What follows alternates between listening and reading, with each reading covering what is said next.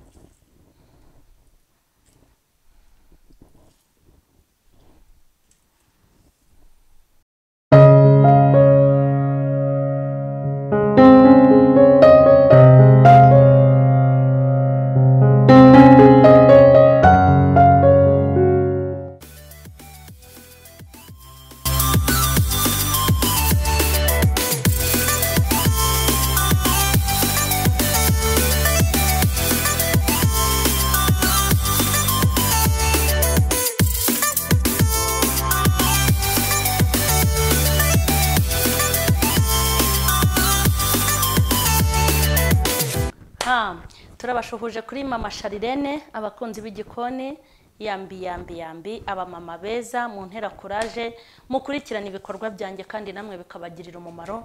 Ndabakunda by'umwihariko kubw'umutima mwiza mu nyereka kandi no kunyereka ko ntakora ubusa. Turi mu gikoni n'ubundi, ariko uyu munsi ndashaka kubereka ukuntu ngiye gutegurira abana banjye kubategurira amasedwane. Bagiye ku ishuri barasanga nayibateguriye. Aya masaha turimo n'ay'umugoroba. Ubu rero mbere yuko bari burye bari bukora ikindi, ndahita mbaha amasedwane nabateguriye kuko nkunda kuyabategurira. Hanyuma ndategura amasedwane ameze gute? Ndifashisha umwembe, dore nguyu, imbuto ni hano ndi buzikure. Ndakoresha umwembe, ndakoresha ironji iringiri, hanyuma ndi bukoreshe no ku kinyomoro, ndi bukoreshe n'amatunda no ku matunda, hanyuma ndaza gushyiramo no kuri pome. Ndakoresha watermelon mwayibonye, nkoreshe inanasi, hanyuma ndaza gukoresha n'umuneke. Hanyuma tugiye gutangira rero uko ngomba kugenda mbikurikiranya kugira ngo mbibereke. Nonaha ndashaka guhera kuri watermelon. Ko kifite ibiro mwayibonye, ntago nyikoresha yose, ndakataho gato, ariko namwe murabyumva mfite abana, mfite umuryango munini kandi abana banjye bagomba kurya bagahaga n'imbuto. Bimwe najyaga mbabarira ntago iyo mibare nkifite, bagomba kurya bagahaga. Ubu iyi yose ndayikora, nyishyira mu isorori ndahita amenya ko ari nyinshi. Hanyuma ikindi ni iki gisorori. Iki gisorori nicyo nkoreramo watermelon, masedwane. Utu dusorori ni udusorori dutanu kandi mfite abana batanu. Uyu munsi nta mushyitsi mfite, ubwo rero ni indi bukenere. Hanyuma twatangiye gutunganya watermelon. Tuyitangire rero.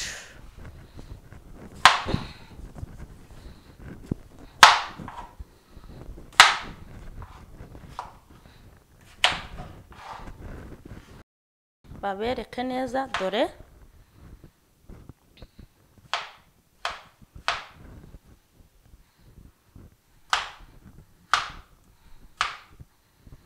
abonye utuntu ndimo gukatamo dutoya.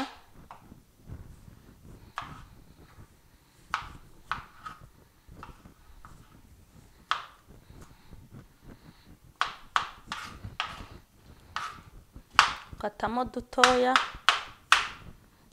utakatamo dutoya.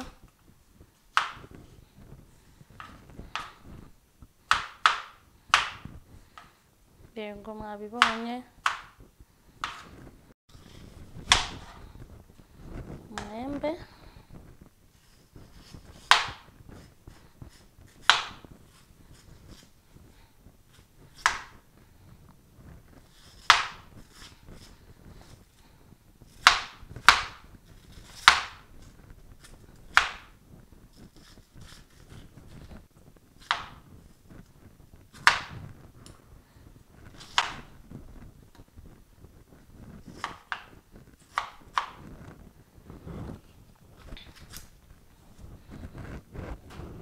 hanyuma umwembe nawo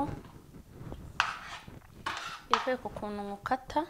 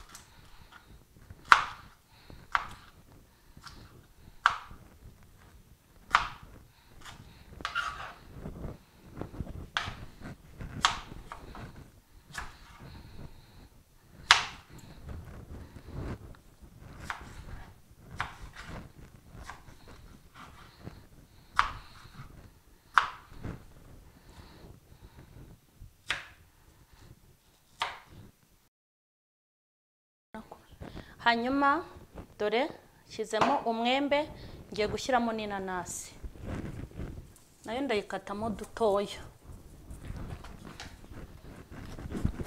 byose biba byoze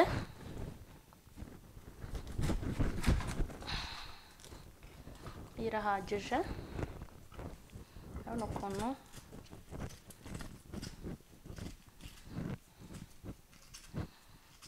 wayikasa akazeru ukagenda ukuramo utu tuntu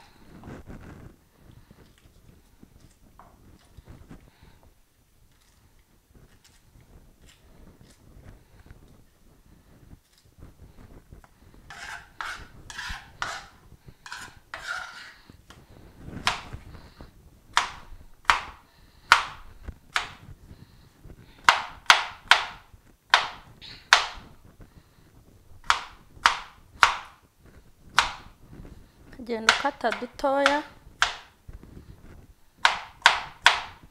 hari utuntu nkatiyemo ushaka kureba uti kudatukuyemo utu tuntu abana banjye baradukunda two mu nanasi dukomeye niyo nazikase rwose bari hano usanga barimo kutuhekenyeraho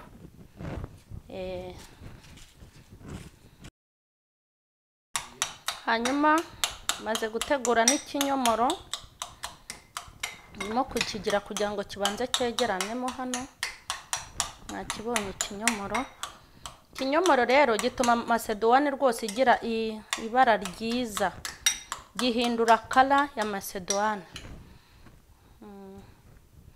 ndaza kubivanga ariko no mu gihe ntarabivanga kambishyiremo gutya mbo ikinyomoro hanyuma ngiye gushyiramo amatunda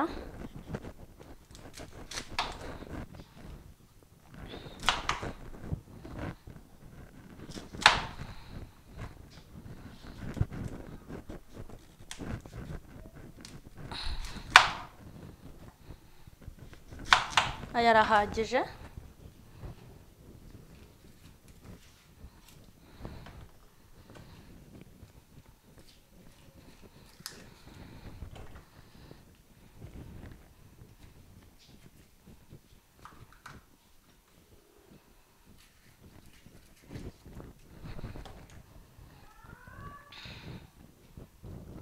n'itunda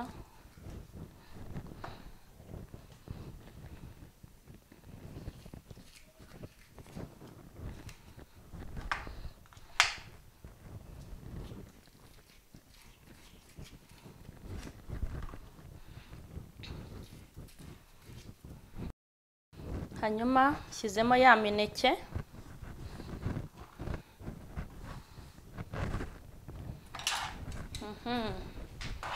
ngiye kubivanga sasa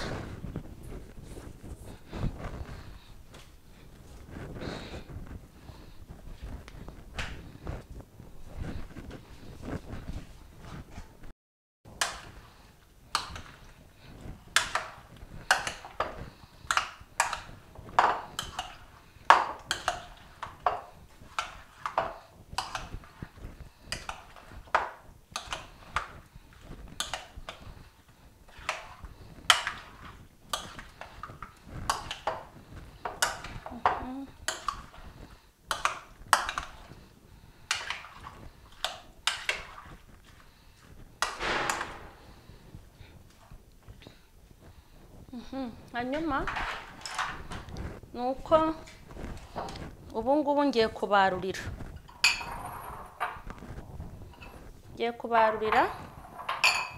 kugira ngo baze kuza biri mu gasahani. Ubu rwose mu kanya gato, mu minota mike baraba bangezeho. Hanyuma mwabibonye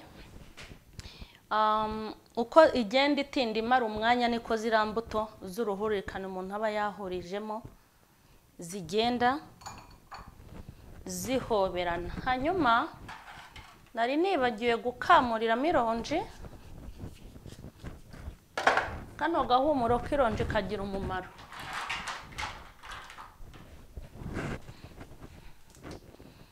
Aka gahumuro k'ironji nari nakibagiwe rwose.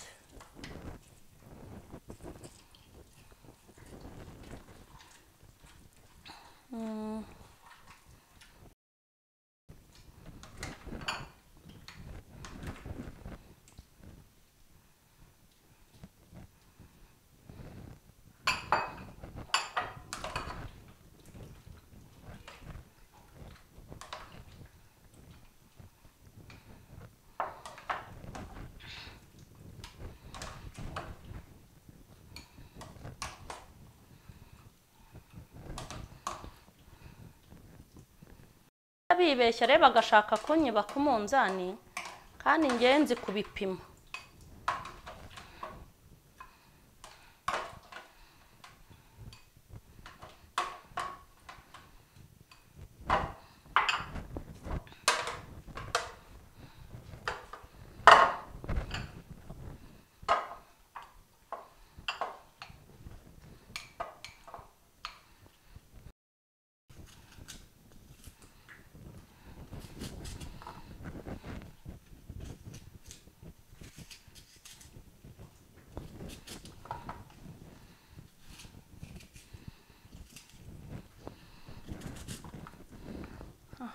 Mwambonye?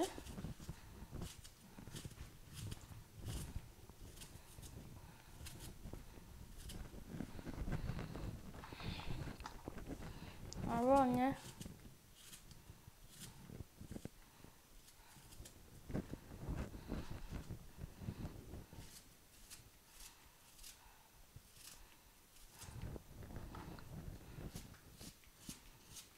Mwabonye?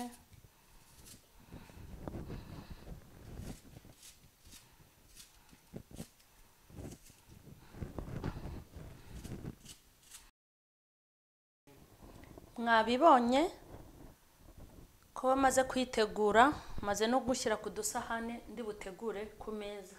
Hanyuma ngiye gushyiramo iri ronji.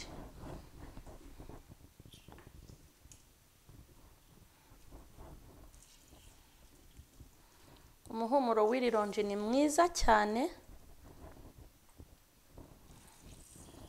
byiza cyane cyane.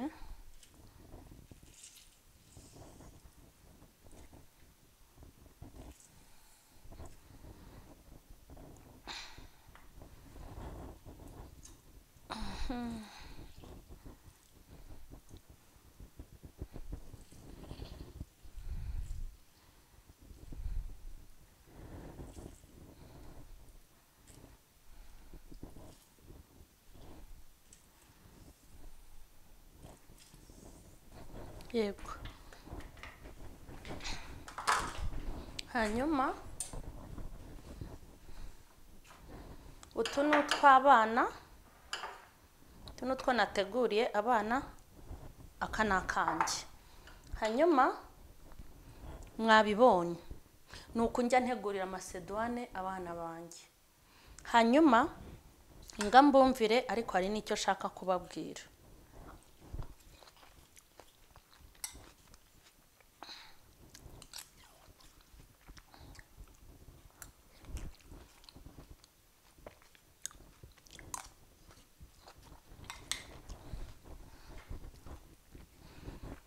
Masedwane cyane nuko binanira, ubundi imbuto nizo ndya nijoro. Iyo ntariye ku manywa ngo ibindi biryo ariko byoroshye, ariko masedwane ushobora kuyarya mu gitondo, ushobora kuyarya igihe cyose washakira wayarya. Ni imbuto z'uruvange zidafite icyo zitwaye. Ikintu ushaka kuvuga hano rero abantu biyima Imana ibafata nk'abiyahuzi n'abiyahuye batikunda, batigirira neza. Urareba utu tuntu nateguriye aba bana. Abanyarwanda ahanini cyangwa se n'abanyafrika simbiza bonzi nabi wacu, tugira umuco mubi wo kumva ko umuntu urwaye ari we ukwiye kurya imbuto. Mwanyemerera tukagira ibintu dukura ku bantu bakabyibagirwa, tukababwira ko ari ibyo mu myaka yatambutse.